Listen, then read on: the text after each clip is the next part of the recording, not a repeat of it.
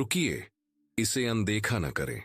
अभी नहीं, क्योंकि जिस क्षण आप यहां पहुंचे कुछ घटित हुआ, और यह कोई इत्तेफाक नहीं था। एल्गोरिथम आपको यहां नहीं लाया है, किसी रैंडम सुझाव ने इसे आपके सामने नहीं रखा है। आपकी चेतना ने ऐसा किया है। आपकी जागरूकता की सबसे गहरी परत में कुछ ऐसा है जो विचार और पसंद के स्तर से कहीं नीचे काम कर रहा है, जिसने क्वांटम फील्ड में एक संकेत भेजा और उस फील्ड ने जवाब दिया। उसने परिस्थितियों, समय और घटनाओं के सटीक क्रम को इस तरह व्यवस्थित किया कि आप इस पल यहां पहुंचे, ऐसी सटीकता के साथ जिसे न तो संयोग समझा सकता है और न ही तर्क। जैसे ही आपने क्लिक किया, आपने एक दहलीज पार कर ली और अब आप वापस नहीं मुड़ सकते। आज जिन अधिकांश लोगों के सामने यह संदेश आया, उन्हें थोड़ी बेचैनी महसूस हुई और वे आगे बढ़ गए। एक हल्की सी रुकावट, किसी जानी पहचानी चीज की ओर लौटने की एक शांत इच्छा, और उन्होंने उसी इच्छा का पालन किया, वापस उसी शोर की तरफ, उसी भेड़चाल की तरफ, वास्तविकता के उस पुराने रूप की तरफ जो उनसे कुछ नहीं मांगता और उन्हें कुछ नहीं बताता। लेकिन आप अब भी यहां हैं। ये कोई छोटी बात नहीं है, यही सब कुछ है। क्योंकि जो 1% लोग यहां रुके हैं, वे उन लोगों से ज्यादा बुद्धिमान नहीं हैं जो चले गए। वे ज्यादा अनुशासित नहीं हैं। वे किसी काल्पनिक आध्यात्मिक रास्ते पर आगे बढ़े हुए लोग भी नहीं हैं। वे बस थोड़े ज्यादा ग्रहणशील हैं। जब यह फील्ड बोलती है तो वे रुकने के लिए तैयार होते हैं। वे एक ऐसे सवाल के साथ बैठने में सक्षम हैं जिसका कोई आसान जवाब नहीं है। वे इस संभावना के लिए तैयार हैं कि जो वे सुनने वाले हैं वह बाहर से आने वाली कोई नई जानकारी नहीं है, बल्कि उनके भीतर से उठने वाली एक गहरी पहचान है। आप ग्रहणशील हैं, और आपकी यही ग्रहणशीलता कारण है कि यह संदेश आप तक पहुंचा। आपका एक ऐसा स्वरूप है जो पहले से ही जानता है कि क्या प्रकट होने वाला है। वह स्वरूप नहीं जो योजनाएं बनाता है, चिंता करता है या दुनिया के सामने प्रदर्शन करता है, बल्कि एक गहरा स्वरूप, वह जो आपके विचारों के नीचे क्वांटम परत में काम कर रहा है, जहां आपकी फ्रीक्वेंसी पहले से ही प्रसारित हो रही है, जहां आपकी चेतना आपकी अनुमति का इंतजार किए बिना ही भविष्य की रेखाएं तय कर रही है। वह स्वरूप लंबे समय से आपका ध्यान खींचने की कोशिश कर रहा है। रात के 3 बजे की उस जागृति के माध्यम से, जो चिंता के बजाय बिजली की दौड़न जैसी महसूस होती थी। उन संयोगों के माध्यम से जो इतने सटीक थे कि उन्हें नकारा नहीं जा सकता था। उन रिश्तों के माध्यम से जो बिना किसी स्पष्टीकरण के खत्म हो गए। उन ढांचों के माध्यम से जो बिना चेतावनी के गिर गए। और उस शांत यकीन के माध्यम से कि आपकी वास्तविकता के बारे में कुछ बुनियादी बातें वैसी नहीं हैं जैसी आपको बताई गई थीं। उस स्वरूप ने ही आज आपको यहां भेजा है। इसके बाद जो आने वाला है वह क्वांटम फिजिक्स पर कोई लेक्चर नहीं है। यह कोई आध्यात्मिक स्वयं सहायता, सेल्फ हेल्प का ढांचा नहीं है। यह उन तकनीकों का संग्रह भी नहीं है जिनसे आप अपनी वर्तमान वास्तविकता में सुधार कर सकें। यह एक आईना है, और जब आप इसमें देखेंगे तो आप कुछ ऐसा देखेंगे जो हमेशा से वहीं था, आपके हर अनुभव के नीचे छिपा हुआ। कुछ ऐसा जो आपके पिछले कई सालों के जीवन को अचानक पूरी तरह और निर्विवाद रूप से स्पष्ट कर देगा। इसके बाद आप अपनी परिस्थितियों को उस नजर से नहीं देख पाएंगे जैसे 60 सेकंड पहले देख रहे थे। आप अपने अनुभवों को उस भाषा में नहीं समझा पाएंगे जो आप पहले इस्तेमाल करते थे। आप अपने उस पुराने रूप में वापस नहीं लौट पाएंगे जो इस पल से पहले मौजूद था। यह कोई चेतावनी नहीं है, यह एक वादा है। अगर यह संदेश आपके भीतर गूंज रहा है, अगर आप उस शांत पहचान को महसूस कर रहे हैं, उस सूक्ष्म झंझनाहट को जिसका किसी मेडिकल किताब में कोई नाम नहीं है, तो अभी इस वीडियो को लाइक करें और कमेंट में मुझे वह स्थान और समय बताएं जहां से आप इसे देख रहे हैं। क्योंकि जो लोग इसे खोजते हैं वे रैंडम नहीं होते, वे खास होते हैं। वे इस फील्ड के माध्यम से उन तरीकों से जुड़े हुए हैं जिन्हें भूगोल और समय पूरी तरह से स्पष्ट नहीं कर सकते। मैं देखना चाहता हूं कि दुनिया के किस हिस्से में यह सिग्नल पहुंच रहा है। अंत तक बने रहें। इसलिए नहीं कि सबसे अच्छा हिस्सा आने वाला है, हालांकि वह आएगा, बल्कि इसलिए क्योंकि यह संदेश एक पूर्ण क्वांटम एक्टिवेशन के रूप में डिजाइन किया गया है। हर हिस्सा पिछले हिस्से पर टिका है। हर भाग एक ही पहचान की अलग अलग परतें हैं। यदि आप अंत से पहले चले जाते हैं तो आपको सिग्नल का केवल एक हिस्सा मिलेगा। आप केवल अधूरा सिग्नल पाने के लिए इतनी दूर नहीं आए हैं। अब चलिए विज्ञान के इतिहास के उस प्रयोग से शुरुआत करते हैं जिसे सबसे ज्यादा गलत समझा गया। एक ऐसा प्रयोग जो लगभग 1 सदी पहले हुआ था और जिसे आज भी यह बदलने की अनुमति नहीं दी गई कि आपको अपने और वास्तविकता के बारे में क्या सिखाया गया है। 1937 में कोपेनहेगन की एक प्रयोगशाला में एक ऐसी खोज हुई जिसे सब कुछ बदल देना चाहिए था, पर कुछ भी नहीं बदला। इसलिए नहीं कि वह खोज गलत थी, बल्कि इसलिए क्योंकि उसने जो खुलासा किया वह बहुत असहज था, बहुत अस्थिर करने वाला था और वास्तविकता के उस मॉडल के लिए खतरा था जिसे समाज ने सच मानने का फैसला किया था। इसलिए इसे अकादमिक दुनिया की फाइलों में दबा दिया गया, इसे एक तकनीकी नाम दे दिया गया, इसे गणित के इतने जटिल जाल में लपेट दिया गया कि आम लोग कभी इसके असली अर्थ को न समझ सकें। लेकिन आप अब उसे समझने वाले हैं। यहां देखिए क्या हुआ था। क्वांटम मैकेनिक्स के संस्थापकों में से एक वर्नर हाइजेनबर्ग ने कुछ ऐसा कर दिखाया जो भौतिक पदार्थ की प्रकृति के बारे में हमारी हर धारणा को चुनौती देता है। उन्होंने दिखाया कि एक उप परमाणु कण, सब एटॉमिक पार्टिकल, जो हर उस चीज की सबसे बुनियादी इकाई है जिसे आप देख सकते हैं, छू सकते हैं और सच कह सकते हैं, उसकी अंतरिक्ष में कोई निश्चित स्थिति तब तक नहीं होती जब तक उसे मापा न जाए। देखे जाने से पहले वह एक वेव फंक्शन, तरंग के रूप में मौजूद होता है, एक विशिष्ट स्थान पर मौजूद कोई भौतिक वस्तु नहीं, बल्कि संभावनाओं का एक क्षेत्र, संभावित अवस्थाओं का एक बादल जो सभी एक साथ मौजूद हैं, जिनमें से कोई भी दूसरे से ज्यादा वास्तविक नहीं है। वह कण कहीं छिपा हुआ नहीं है जिसे आप बस देख नहीं पा रहे। वह वैज्ञानिक रूप से कहीं भी निश्चित नहीं है। वह एक ही समय में हर उस जगह मौजूद है जहां वह हो सकता है, जब तक कि कोई चेतन प्रेक्षक, कॉन्शियस ऑब्जर्वर, उसके साथ संपर्क न करे और फिर कुछ असाधारण घटित होता है। वह तरंग, वेव, सिमट जाती है, कोलैप्सिस। अनंत संभावनाओं में से एक संभावना हकीकत बन जाती है। एक स्थान वास्तविक हो जाता है। जो कुछ भी हो सकता था उस अनंत क्षेत्र में से एक समय रेखा, टाइमलाइन, जमकर ठोस हो जाती है। इसलिए नहीं कि उस कण ने फैसला किया, गुरुत्वाकर्षण या चुंबकत्व की वजह से भी नहीं, बल्कि अवलोकन, ऑब्जर्वेशन के कारण, एक सचेत गवाह की उपस्थिति के कारण। इसके बारे में एक पल के लिए सोचिए।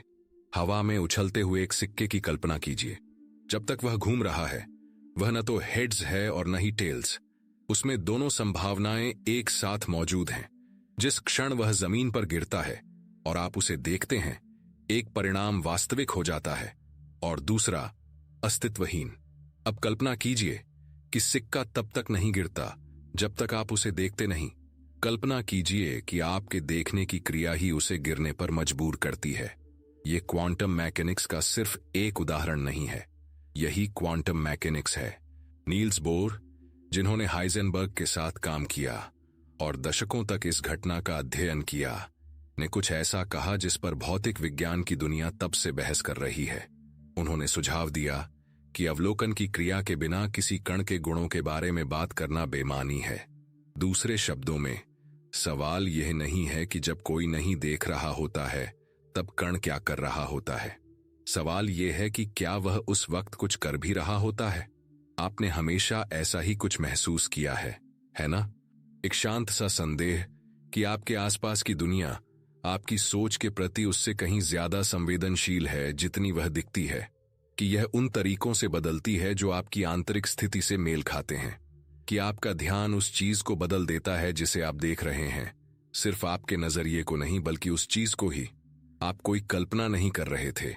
अब यहां वह हिस्सा है जो पाठ्य पुस्तकों में शामिल नहीं है। यदि पदार्थ अपने सबसे बुनियादी स्तर पर तब तक केवल एक संभावना के रूप में मौजूद रहता है जब तक कि चेतना उसके साथ संपर्क न करे, तो जिस भौतिक दुनिया में आप रहते हैं, आपका हर रिश्ता, हर परिस्थिति, हर बाधा और हर अवसर वह कोई बना बनाया ढांचा नहीं है जिससे आप गुजर रहे हैं।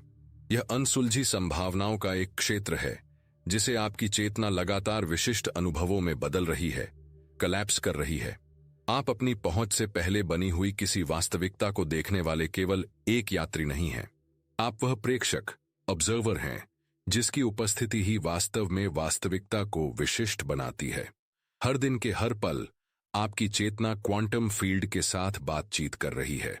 यह वेव फंक्शंस को कोलैप्स कर रही है। यह संभावनाओं की अनंत श्रेणी में से उन विशेष घटनाओं, मुलाकातों और स्थितियों का चयन कर रही है जो ठोस होकर आपका जीवन कहलाती हैं। यह प्रक्रिया कभी कभार नहीं होती। ऐसा नहीं है कि यह केवल ध्यान, मेडिटेशन के दौरान या उच्च जागरूकता के क्षणों में होती है। यह निरंतर है, यह स्वचालित है, यह अभी भी हो रही है। महत्वपूर्ण सवाल यह नहीं है कि क्या यह प्रक्रिया हो रही है। विज्ञान पुष्टि करता है कि यह हो रही है। महत्वपूर्ण सवाल यह है कि जब आप इस तरंग को कोलैप्स कर रहे हैं, तब आपकी चेतना किस फ्रीक्वेंसी पर काम कर रही है। क्योंकि डर, विरासत में मिली सीमाओं और संस्कृति द्वारा डाले गए पुराने प्रोग्रामों पर चलने वाली चेतना भी तरंग को कोलैप्स कर रही है। वह इसे बहुत सटीकता के साथ कर रही है। वह बस इसे बार बार उसी संकीर्ण दायरे में समेट रही है। वही पुराने पैटर्न, वही सीमाएं, वही कहानी जो हर बार थोड़े अलग चेहरे के साथ दोहराई जाती है। और वह चेतना जो इस तंत्र, मैकेनिज्म के प्रति जागरूक हो जाती है, वह चेतना कुछ बिल्कुल अलग कोलैप्स करना शुरू कर देती है। यह कोई दर्शन, फिलॉसफी नहीं है। यह उस बात का तार्किक विस्तार है जिसे हाइजेनबर्ग ने 1927 में दिखाया था और जिसे भौतिकविदों ने तब से प्रयोगशालाओं में लगातार साबित किया है। देखने वाला तटस्थ नहीं होता, देखने वाला अलग नहीं होता। देखने वाला ही वह निर्णायक कारक है जो तय करता है कि क्या वास्तविक होगा। इसका मतलब है कि आप ही वह निर्णायक कारक हैं। इस बात को अपने भीतर उतरने दें, क्योंकि आगे जो आने वाला है वहां यह विज्ञान नहीं रह जाता, बल्कि उन अनुभवों का सटीक विवरण बन जाता है जिन्हें आप पहले ही जी चुके हैं। वे अनुभव जिन्हें आपने शायद नजरअंदाज कर दिया होगा या यह कहकर टाल दिया होगा कि ये सामान्य बातचीत का हिस्सा नहीं हो सकते। आपने अपने जीवन में इस तंत्र को काम करते हुए महसूस किया है और आपके पास इसे समझाने के लिए कभी शब्द नहीं थे। अब तक आपने इसे महसूस किया है, एक सिद्धांत के रूप में नहीं, किसी किताब या किसी के बताए अनुसार नहीं, बल्कि कुछ ऐसा जो आपके अपने अनुभव में, आपके अपने शरीर में, आपके अपने जीवन में उन खास पलों में घटा जिन्हें आप आज भी असाधारण स्पष्टता के साथ याद करते हैं। और आपको कभी इसके लिए सही शब्द नहीं मिले। अब तक ऐसी रातें होती हैं जब आप जाग जाते हैं और घड़ी में रात के 3 और 4 के बीच का समय होता है। किसी शोर की वजह से नहीं, किसी याद रहने वाले सपने की वजह से भी नहीं। आप बस आंखें खोलते हैं और पूरी तरह जागृत होते हैं, एक सामान्य दिन के दोपहर से भी ज्यादा सजग। उस सन्नाटे की गुणवत्ता सामान्य सन्नाटे से अलग होती है। उसमें कुछ मौजूद होता है, कुछ ऐसा जो खालीपन जैसा नहीं, बल्कि एक ऐसी फ्रीक्वेंसी जैसा लगता है जिसे आप पूरी तरह पकड़ तो नहीं पा रहे, लेकिन महसूस जरूर कर सकते हैं। आप वहां लेटे रहते हैं और जो विचार आते हैं वे चिंता वाले नहीं होते, वे स्पष्ट होते हैं, सटीक। ऐसे विचार जो आपके सामान्य मन से कहीं गहरे स्थान से आते हुए लगते हैं। यह अनिद्रा, इंसोम्निया नहीं है। यह नींद की कोई बीमारी नहीं है। उन घंटों में आप जो अनुभव कर रहे हैं वह यह है कि आपकी चेतना अस्थायी रूप से उस सामूहिक शोर से बाहर कदम रख रही है। डर, भटकाव और सीमाओं का वह निरंतर प्रसारण जो जागती हुई दुनिया में एक ऐसे सिग्नल की तरह चलता है जिसे पाने के लिए कोई सहमत नहीं हुआ, लेकिन जिसे लगभग हर कोई ढो रहा है। उन शांत घंटों में आपकी तरंग, वेव फंक्शन, सामूहिक सहमति से कम उलझी होती है। वह फील्ड पढ़ने योग्य हो जाती है और आपके भीतर कुछ पहले से ही जानता है कि इसे कैसे पढ़ना है। आपने संयोगों, सिंक्रोनिसिटीज का भी अनुभव किया है और वे अब और भी ज्यादा होने लगे हैं, है ना? आप किसी ऐसे व्यक्ति के बारे में सोचते हैं जिससे आपने महीनों से बात नहीं की और कुछ ही घंटों में उनका मैसेज आ जाता है। आपको किसी खास जानकारी की जरूरत होती है और वह किसी ऐसी बातचीत से मिल जाती है जिसे आपको सुनना ही नहीं था, या किसी किताब के पन्ने से, या किसी वीडियो के एक वाक्य से जिसे आपने लगभग न देखने का फैसला कर लिया था। आप बिना किसी योजना के ठीक उसी पल कहीं पहुंच जाते हैं जब आपको वहां होना चाहिए था। ये घटनाएं इतनी बार, इतनी सटीकता से और आपके आंतरिक संसार से इतनी गहराई से जुड़ी हुई होती हैं कि इत्तेफाक शब्द अब बेमानी लगने लगता है। ये इत्तेफाक नहीं है। ये आपके दैनिक जीवन में प्रकट होने वाली क्वांटम उलझन, क्वांटम एंटेंगलमेंट है। याद कीजिए, हाइजेनबर्ग ने क्या दिखाया था? देखने वाला और देखी जाने वाली चीज अलग नहीं है। जब आपकी चेतना एक स्पष्ट फ्रीक्वेंसी रखती है, जब आपका ध्यान किसी व्यक्ति, सवाल या जरूरत पर पूरी तरह केंद्रित होता है, तो फील्ड जवाब देती है। यह आपकी दिशा में तरंग को कोलैप्स कर देती है। ये संयोग केवल सजावट नहीं है, वे पुष्टि हैं। वे फील्ड द्वारा घटनाओं की भाषा में आपको यह दिखाने का तरीका है कि आपका सिग्नल प्राप्त किया जा रहा है। फिर वे लोग आते हैं, आपने गौर किया होगा, धीरे धीरे, शांति से, बिना किसी बड़े झगड़े या स्पष्ट कारण के कुछ लोग आपके जीवन से दूर हो गए हैं। जो दोस्ती अटूट लगती थी वह धुंधली पड़ गई। जो संबंध सहज लगते थे अब बोझ लगने लगे हैं। जो बातचीत सुखद हुआ करती थी अब खोखली लगती है, जैसे किसी बहुत मोटी दीवार के आर पार बात करने की कोशिश हो। और अजीब बात यह है कि आप इसके लिए पूरी तरह से किसी को दोष नहीं दे सकते। कोई विश्वासघात नहीं हुआ था, बस एक बढ़ती हुई असंगतता, इनकम्पैटिबिलिटी थी, जिसे न तो आपने चुना और न ही आप रोक सके। यह नुकसान नहीं है, यह वाइब्रेशनल छंटनी, वाइब्रेशनल सॉर्टिंग है। जैसे जैसे आपकी चेतना की फ्रीक्वेंसी बदलती है, जैसे जैसे आपकी तरंग नए क्षेत्रों में कोलैप्स होना शुरू होती है, क्वांटम फील्ड आपके रिश्तों की वास्तविकता को उसके अनुसार पुनर्गठित करती है। जो लोग दूर जा रहे हैं वे आपका जीवन नहीं छोड़ रहे हैं, वे आपकी फ्रीक्वेंसी बैंड को छोड़ रहे हैं। और जो जगह वे छोड़ते हैं वह खाली नहीं है, वह उपलब्ध है। उसे उन संबंधों के लिए खाली किया जा रहा है जिनमें बने रहने के लिए आपको खुद को दबाना नहीं पड़ेगा। और इन सब के नीचे कुछ ऐसा है जिसका नाम लेना मुश्किल है। एक एहसास कि आप इंतजार कर रहे हैं, अधीरता से नहीं, चिंता से भी नहीं, बल्कि एक शांत और निरंतर तत्परता के साथ, जैसे आपके किसी हिस्से को पता हो कि कुछ ऐसा आ रहा है जो पहले की हर चीज को सार्थक कर देगा। वे भटकाव, वे नुकसान, भ्रम के वे दौर जो जरूरत से ज्यादा लंबे समय तक चले, अपने आसपास की दुनिया के साथ थोड़ा तालमेल न बैठा पाने का वह एहसास, जैसे बाकी सभी को इस जीवन के लिए कोई ऐसी नियमावली, मैनुअल मिली हो जो आपकी कॉपी में शामिल नहीं थी। वह एहसास कभी कोई खराबी नहीं थी, वह आपकी चेतना का एक ऐसी समय रेखा में पूरी तरह से ढलने से इनकार था जो आपकी नहीं थी।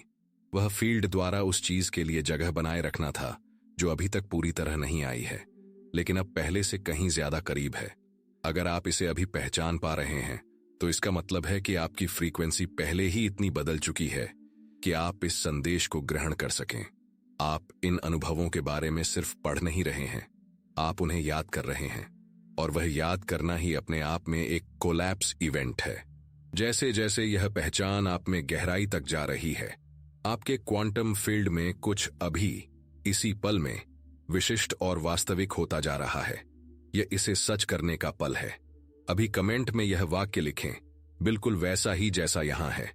मैं अभी अपनी उच्चतम समय रेखा, हाईएस्ट टाइमलाइन की तरंग को कोलैप्स करता हूं। इसे किसी इच्छा या उम्मीद के रूप में नहीं, बल्कि एक घोषणा के रूप में लिखें। तरंग को कोलैप्स करने के एक सचेत कार्य के रूप में। जो दर्शक इसे लिख रहे हैं वे केवल कमेंट नहीं कर रहे हैं, वे जानबूझकर ऑब्जर्वर इफेक्ट का उपयोग कर रहे हैं ताकि अपने लिए संभव अनंत संभावनाओं में से एक विशिष्ट समय रेखा चुन सकें। इसे अभी करें, फिर दूसरों ने जो लिखा है उसे पढ़ें, उन लोगों की ऊर्जा को महसूस करें जो वही पहचान रहे हैं जो आप पहचान रहे हैं। और अगर यह संदेश आप तक उसी तरह पहुंच रहा है जैसे इसे पहुंचना चाहिए तो इसे शेयर करें। इसे किसी 1, 3 या 5 लोगों को भेजें जिन्हें आप महसूस करते हैं कि वे भी इसी पहचान की दहलीज पर खड़े हैं। आप जान जाएंगे कि वे कौन हैं। फील्ड ने आपको पहले ही बता दिया है। केवल वे ही इस चैनल को सब्सक्राइब करने के लिए बटन पर क्लिक करते हैं जिन्हें चुना गया है, ताकि वे इस क्वांटम एक्टिवेशन को पूरा कर सकें। हर कोई ऐसा करने की प्रेरणा महसूस नहीं करेगा, लेकिन आप हर कोई नहीं हैं। आप कभी हर कोई नहीं थे और आप यह पहले से ही जानते हैं, क्योंकि आपने अपने अनुभव के बारे में जो अभी पहचाना है वह तो केवल सतह है।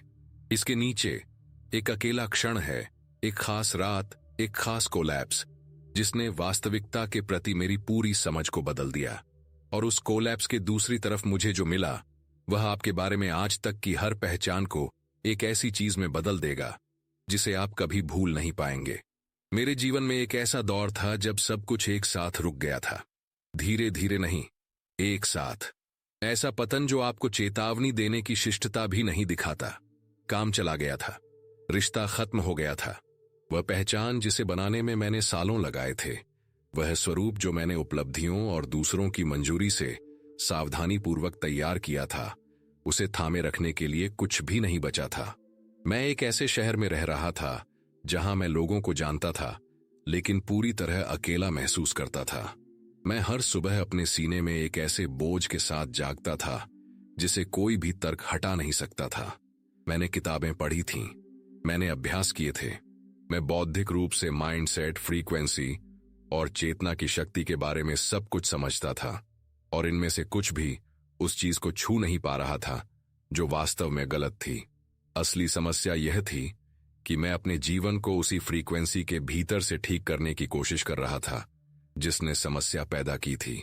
मुझे तब तक यह पता नहीं था, लेकिन मुझे जल्द ही इसका पता चलने वाला था। पूरी तरह से थक जाने की तीसरी रात, शारीरिक थकान नहीं बल्कि वास्तविकता का विरोध करते करते थक जाने की रात, मैं रुक गया। इसलिए नहीं कि मुझे कोई बहुत बड़ी समझ मिल गई थी, बल्कि इसलिए क्योंकि मेरे पास विरोध करने के लिए कुछ बचा ही नहीं था। मैं अंधेरे कमरे में फर्श पर बैठ गया और मैंने कुछ ऐसा किया जो मैंने पहले कभी ईमानदारी से नहीं किया था। मैंने जो हो रहा था उसे बदलने की कोशिश बंद कर दी। मैंने फील्ड के साथ सौदेबाजी बंद कर दी। मैंने अपने परिणाम के डर और किसी और परिणाम की हताश जरूरत को प्रसारित करना बंद कर दिया। महीनों में, शायद सालों में पहली बार मैं अपने ही अनुभव का एक तटस्थ प्रेक्षक, न्यूट्रल ऑब्जर्वर बन गया। अलग नहीं, पूरी तरह उपस्थित। लेकिन अब जो था उसके साथ युद्ध में नहीं।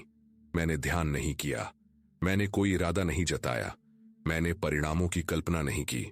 मैंने बस अवलोकन किया, बिना किसी एजेंडे के, बिना किसी प्रतिरोध के, बिना किसी ऐसी चेतना के दखल के जो तरंग को किसी और चीज में कोलैप्स करने के लिए लड़ रही हो। 3 दिन बाद किसी ऐसे व्यक्ति का फोन आया जिससे मैंने 2 साल से बात नहीं की थी। इसने एक ऐसे अवसर का रास्ता खोला जिसकी न तो मैं योजना बना सकता था, न ही उसे खोज सकता था, और न ही किसी प्रयास या रणनीति से हासिल कर सकता था। यह घटनाओं की एक ऐसी सटीक कड़ी के माध्यम से आया कि इत्तेफाक शब्द न केवल अपर्याप्त लगता है बल्कि बेईमानी जैसा लगता है। उस पल में मैं समझ गया कि मैंने इसे बहुत ज्यादा चाहकर आकर्षित नहीं किया था। मैंने इसे अंततः रास्ते से हटकर आकर्षित किया था, पर्याप्त रूप से स्थिर, शांत और स्पष्ट होकर, ताकि फील्ड मेरे हस्तक्षेप के बिना जवाब दे सके।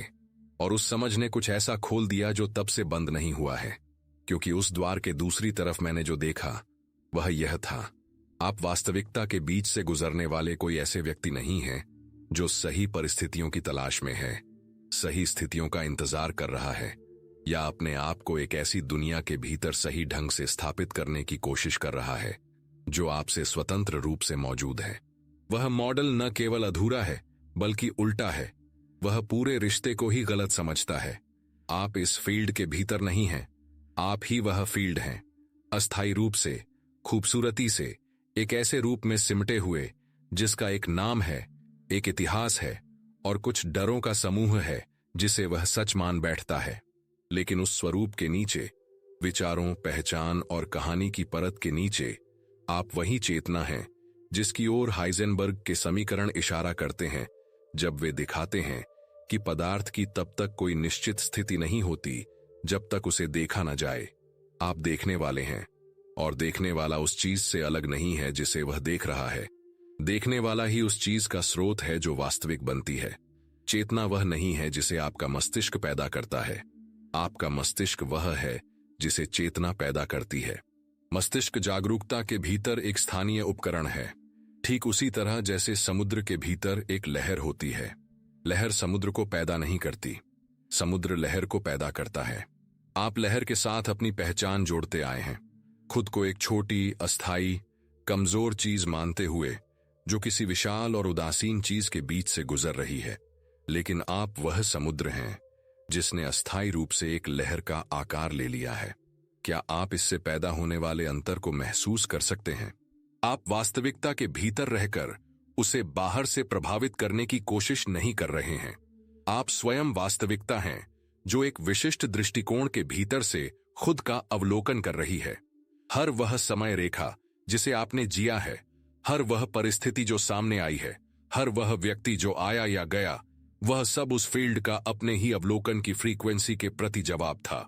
वह आपको जवाब दे रहा था, आपके रूप में जवाब दे रहा था, क्योंकि जिस स्तर पर वेव फंक्शन वास्तव में कोलैप्स होता है, वहां देखने वाले और देखी जाने वाली चीज के बीच कोई दूरी नहीं होती।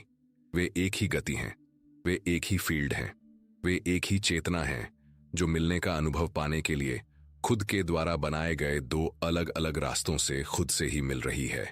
यह आपके कठिन जीवन के बारे में आपको बेहतर महसूस कराने के लिए कोई रूपक नहीं है। यह आज तक लिखे गए हर क्वांटम समीकरण के पीछे का ऑपरेटिंग सिद्धांत है। गणित हमेशा से इसी ओर इशारा करता रहा है। जिस चीज की कमी थी, वह थी इसे इसके अंतिम निष्कर्ष तक ले जाने की इच्छा। आप ही वह निष्कर्ष हैं।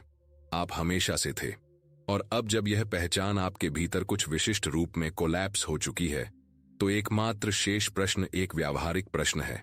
आप इसके आधार पर कैसे जीते हैं? आप डिफॉल्ट रूप से तरंग को कोलैप्स करना बंद करके जानबूझकर इसे कैसे करना शुरू करते हैं? आप इस रहस्य उद्घाटन को एक बार मिली समझ से बदलकर एक ऐसी फ्रीक्वेंसी में कैसे बदलते हैं जिसे आप निरंतर थामे रख सकें? अगला कदम यही है। यह फील्ड उसे जवाब नहीं देती जो आप चाहते हैं, यह उसे जवाब देती है जो आप हैं। और आप किसी भी पल में जो हैं, वह आपके इरादों या आपकी प्रार्थनाओं या आपके सावधानी पूर्वक लिखे गए लक्ष्यों से तय नहीं होता। यह आपकी फ्रीक्वेंसी से तय होता है। वह विशिष्ट वाइब्रेशनल सिग्नेचर जो आपकी चेतना अभी क्वांटम फील्ड में प्रसारित कर रही है, आपकी अनुमति के बिना, आपकी जागरूकता के बिना, निरंतर और पूरी सटीकता के साथ। यही कारण है कि केवल मेहनत कभी काम नहीं आती। यही कारण है कि दो लोग एक ही रणनीति अपना सकते हैं और उनके परिणाम पूरी तरह से अलग हो सकते हैं। रणनीति वह चीज नहीं है जिसे फील्ड पढ़ रही है। फील्ड उस अवस्था, स्टेट को पढ़ रही है जिससे उस रणनीति को लागू किया जा रहा है। और अवस्था फ्रीक्वेंसी का परिणाम है। इसका मतलब है कि सबसे महत्वपूर्ण काम जो आप कभी करेंगे वह बाहरी नहीं है, वह आपके द्वारा भेजे जा रहे सिग्नल का आंतरिक अंशांकन, कैलिब्रेशन है। ये 5 कोड प्रेरणा के उपकरण नहीं हैं, ये फ्रीक्वेंसी प्रोटोकॉल हैं। इनमें से प्रत्येक आपके वाइब्रेशनल आउटपुट को समायोजित करने का एक विशिष्ट, दोहराने योग्य अभ्यास है, ताकि आपकी वास्तविकता का वेव फंक्शन आपके गहरे डरों के बजाय आपकी उच्चतम समय रेखा की दिशा में कोलैप्स होना शुरू हो जाए। पहला कोड है चेतन अवलोकन, कॉन्शियस ऑब्जर्वेशन। अधिकांश लोग अपने पूरे दिन को अपने भीतर आने वाले हर विचार और भावना के साथ जोड़कर बिताते हैं। वे अपनी आंतरिक स्थिति का अवलोकन नहीं कर रहे होते, वे उसके भीतर होते हैं, बिना किसी दूरी के, बिना किसी नजरिए के। हाइजेनबर्ग ने दिखाया कि अवलोकन की क्रिया उस चीज को बदल देती है जिसे देखा जा रहा है। यह आपके आंतरिक संसार पर भी उतनी ही सटीकता से लागू होता है जितना उप परमाणु कणों पर। जिस क्षण आप एक डर, एक सीमित विश्वास या एक कम फ्रीक्वेंसी वाले पैटर्न को एक तटस्थ जागरूकता की स्थिति से देखते हैं, आप उसकी बिना रुके तरंग को कोलैप्स करने की क्षमता में बाधा डालते हैं।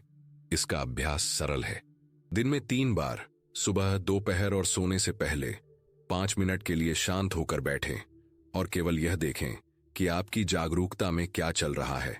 इसका विश्लेषण न करें, इस पर कोई निर्णय न लें, इसे बदलने की कोशिश न करें। बस देखें। जो आप देख रहे हैं उसे शांति से और बिना किसी भावना के नाम दें। यहां डर है, यहां प्रतिरोध है, यहां एक पुरानी कहानी चल रही है।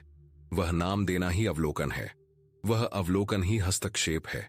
लगातार 2 सप्ताह के अभ्यास के बाद आप देखेंगे कि आप अपने भीतर उठने वाली हर भावनात्मक धारा में अपने आप नहीं बह रहे हैं। उत्तेजना और प्रतिक्रिया के बीच एक जगह, स्पेस, बन जाएगी।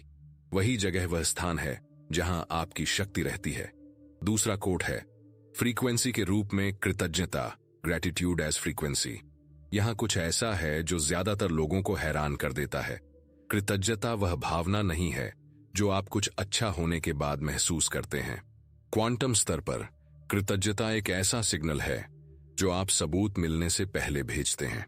हार्टमैथ इंस्टीट्यूट के शोध ने दिखाया है कि सच्ची कृतज्ञता की निरंतर अवस्था हृदय द्वारा उत्पादित इलेक्ट्रोमैग्नेटिक क्षेत्र में एक औसत दर्जे का तालमेल कोहिरेंस पैदा करती है।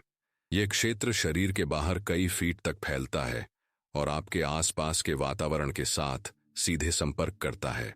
यह कोई रूपक नहीं है, यह मापा जा सकने वाला विज्ञान है। अभ्यास यह है, हर सुबह अपना फोन देखने से पहले, किसी से बात करने से पहले, दिन की प्रोग्रामिंग शुरू होने से पहले 4 मिनट कृतज्ञता महसूस करने में बिताएं। केवल लिस्ट न बनाएं, बल्कि उसे महसूस करें। अपने जीवन की किसी एक हकीकत को चुनें और उसके लिए अपने शरीर में, अपने सीने में, अपनी सांसों में सच्ची सराहना महसूस करें। उस एहसास को 4 मिनट तक बनाए रखें। इसे अपने फाइल्ड की मुख्य फ्रीक्वेंसी बनने दें, इससे पहले कि दुनिया अपनी फ्रीक्वेंसी आप पर थोपने की कोशिश करे। इसका परिणाम काल्पनिक नहीं है। कुछ ही दिनों में आप देखेंगे कि आपका वातावरण ऐसी और चीजें पैदा करना शुरू कर देगा जिनके लिए आप वास्तव में आभारी हो सकें। फील्ड पूरी वैज्ञानिक सटीकता के साथ सिग्नल का दर्पण बनती है। तीसरा कोड है वाइब्रेशनल अलाइनमेंट। वाइब्रेशनल अलाइनमेंट आपके जीवन का एक ऐसा संस्करण है जहां आपकी उच्चतम समय रेखा पहले से ही वास्तविकता में कोलैप्स हो चुकी है। क्वांटम फील्ड में वह संस्करण कोई कल्पना नहीं है, वह एक संभावना है जो पहले से मौजूद है, बस एक स्थिर प्रेक्षक का इंतजार कर रही है जो उसे चुन सके। वाइब्रेशनल अलाइनमेंट वही प्रेक्षक बनने का अभ्यास है। दिन में एक बार 10 मिनट के लिए अपनी आंखें बंद करें और उस जीवन की संवेदी वास्तविकता, सेंसरी रियलिटी में प्रवेश करें जिसकी ओर आप बढ़ रहे हैं। उसकी छवि नहीं, बल्कि उसका एहसास, उस वास्तविकता के भीतर जागने का विशिष्ट एहसास।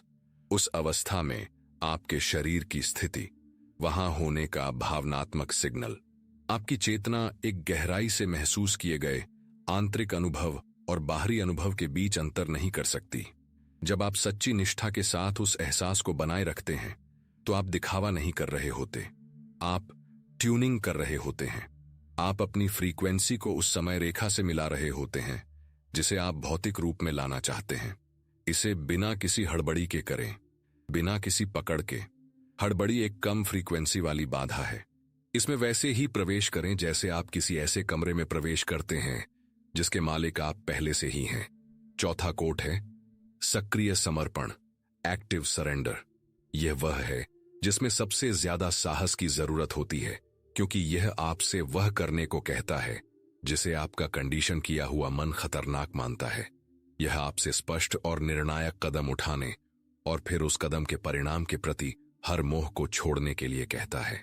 निष्क्रिय इंतजार नहीं, बल्कि सक्रिय कदम, और उसके बाद परिणाम को फील्ड की बुद्धिमत्ता पर पूरी तरह छोड़ देना।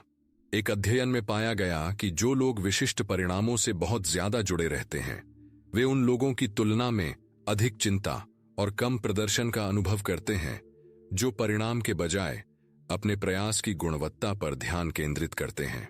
विज्ञान उसी बात की पुष्टि करता है जिसका क्वांटम मॉडल अनुमान लगाता है। मोह एक बाधा है। यह आपके सिग्नल में विरोधाभासी फ्रीक्वेंसी पैदा करता है। आप एक साथ इच्छा और डर दोनों प्रसारित करते हैं, और फील्ड, जो एक को दूसरे पर प्राथमिकता नहीं दे सकती, ऐसे परिणाम देती है जो उस मिलावट को दर्शाते हैं। अभ्यास यह है कि अपने जीवन के एक ऐसे क्षेत्र की पहचान करें जहां आपने परिणाम को बहुत कसकर पकड़ा हुआ है, जहां आप लगातार निगरानी और नियंत्रण करने की कोशिश कर रहे हैं। वह कदम लिखें जो आपको उठाने की जरूरत है, उसे पूरी तरह और जानबूझकर उठाएं।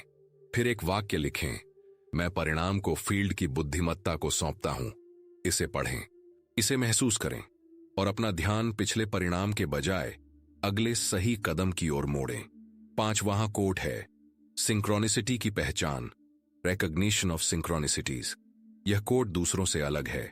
यह आपसे कुछ नया करने के लिए नहीं कहता, यह आपसे उस चीज को अनदेखा करना बंद करने के लिए कहता है जो पहले से ही हो रही है, क्योंकि फील्ड आपसे पहले से ही बात कर रही है। वह लंबे समय से आपसे संवाद कर रही है, समय के तालमेल के माध्यम से, पैटर्न के माध्यम से, जानकारी, लोगों और परिस्थितियों के ऐसे पलों में पहुंचने के माध्यम से जो इतने सटीक हैं कि वे इत्तेफाक नहीं हो सकते। लेकिन अगर आप इन घटनाओं को सचेत रूप से दर्ज नहीं करते, अगर आप इन्हें संयोग या अच्छी किस्मत मानकर आगे बढ़ जाते हैं, तो आप उस फीडबैक लूप को पूरा करने में विफल रहते हैं। और एक अनदेखा किया गया सिग्नल एक कमजोर सिग्नल होता है। अभ्यास ये है कि एक सरल रिकॉर्ड रखें। हर शाम उस दिन का एक संयोग, सिंक्रोनिसिटी लिखें। एक ऐसी घटना जो बहुत सटीक, बहुत सही समय पर हुई, या आपके आंतरिक विचारों से इतनी गहराई से जुड़ी हुई थी कि वह रैंडम नहीं हो सकती। उसे लिख लें, उसे स्वीकार करें। उस संवाद के लिए फील्ड को धन्यवाद दें। पहचान का यह कार्य आपके मस्तिष्क के तंत्र में कुछ बदलाव लाता है। यह आपके रेटिकुलर एक्टिवेटिंग सिस्टम, मस्तिष्क का फिल्टर करने वाला हिस्सा को ऐसी और घटनाओं को पहचानने के लिए प्रशिक्षित करता है। और जैसे जैसे आप अधिक घटनाओं को पहचानते हैं, फील्ड और भी अधिक घटनाएं पैदा करके जवाब देती है। यह फीडबैक लूप आपकी चेतना और आपकी वास्तविकता के क्वांटम ढांचे के बीच एक मजबूत संवाद बन जाता है। ये 5 कोड कोई ऐसा सिस्टम नहीं है जिसे मास्टर करने के बाद ही आपका जीवन बदलेगा।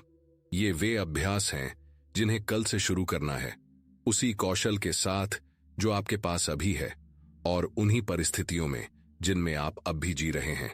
फील्ड आपके तैयार होने का इंतजार नहीं करती। यह उस सिग्नल को जवाब देती है जिसे आप अभी प्रसारित कर रहे हैं। और वह सिग्नल जो आप अभी प्रसारित कर रहे हैं, इस संदेश को सुनने के बाद पहले से ही बदल चुका है। एक आखिरी हिस्सा बचा है, और यही वह हिस्सा है जो आपकी हर पहचान, हर समझ और हर एहसास को एक ऐसी फ्रीक्वेंसी में बांध देगा जो वीडियो खत्म होने पर गायब नहीं होगी।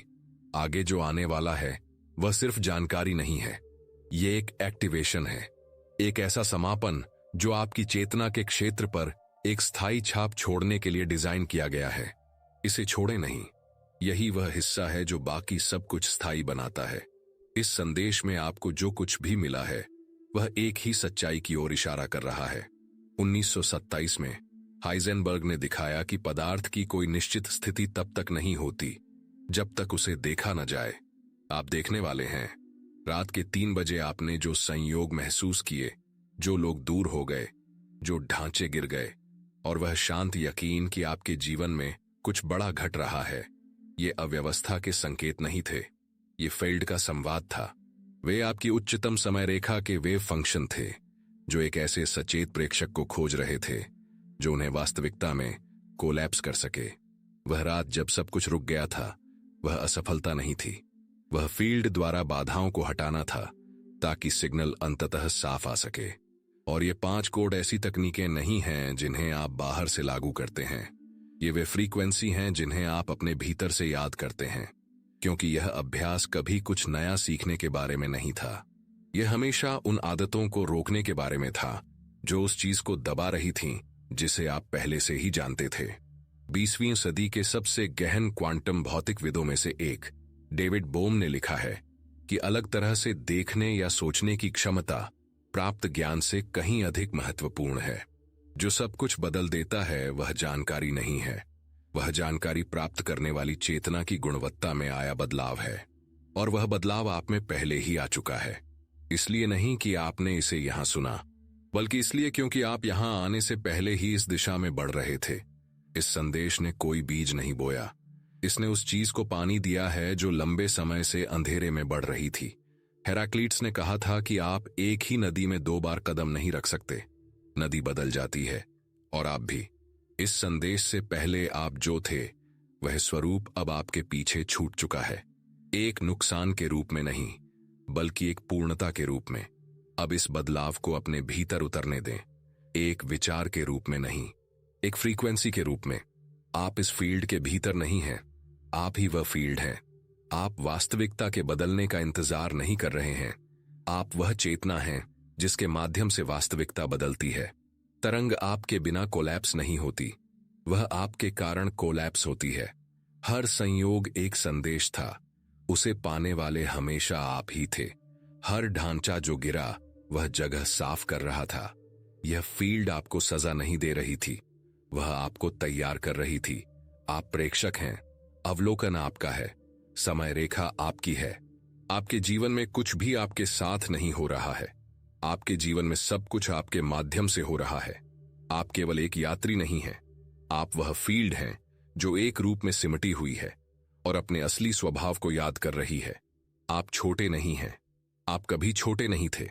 पूरे समय आप ही वह सिग्नल थे, और अब आप यह जानते हैं। इसे एक बार शांति से कहें, उस भाषा में जो आपके दिल के सबसे करीब है। मैं वह फील्ड हूं। मैं अपनी उपस्थिति से तरंग को कोलैप्स करता हूं। मैं स्वयं वास्तविकता हूं जो अपने उच्चतम स्वरूप की ओर बढ़ रही है। यह कहते समय अपने भीतर होने वाली हलचल को महसूस करें। वह हलचल केवल भावना नहीं है, वह पहचान है। वह आपकी अपनी चेतना का क्वांटम क्षेत्र है जो एक ऐसी सच्चाई को दर्ज कर रहा है जिसे उसने हमेशा अपने साथ रखा है और जिसे अब बोलने की अनुमति दी जा रही है। यही वह पल है जब सब कुछ बदल जाता है। कल नहीं, 30 दिनों तक कोड लागू करने के बाद भी नहीं, अभी।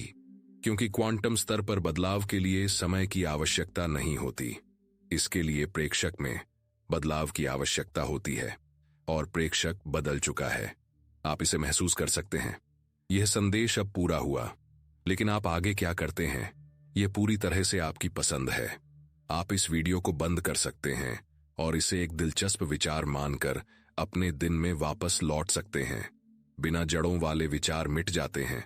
आप यह पहले से जानते हैं, या आप इसे कुछ स्थायी बनने दे सकते हैं। कल सुबह इन 5 कोड़ों पर लौटने और शुरुआत करने का विकल्प चुन सकते हैं। आज के संयोगों पर ध्यान देने और आज रात एक संयोग लिखने का विकल्प। दुनिया का शोर शुरू होने से पहले 4 मिनट तक कृतज्ञता की फ्रीक्वेंसी में बैठने का विकल्प। पूरी निष्ठा के साथ एक सही कदम उठाने और परिणाम को सच्चे विश्वास के साथ छोड़ देने का विकल्प। फील्ड जवाब देगी, इसलिए नहीं कि आप इसके लायक हैं, इसलिए नहीं कि आपने इसे कमाया है, बल्कि इसलिए क्योंकि स्थिरता, कोहेरेंस को हमेशा एक स्थिर जवाब मिलता है। यह कोई आध्यात्मिक विश्वास नहीं है, भौतिकी ऐसे ही काम करती है। अगर इस संदेश ने आपके भीतर किसी असली चीज को छुआ है तो नीचे एक कमेंट छोड़ें। आपको सब कुछ समझाने की जरूरत नहीं है। आप एक शब्द, एक सवाल लिख सकते हैं, या बस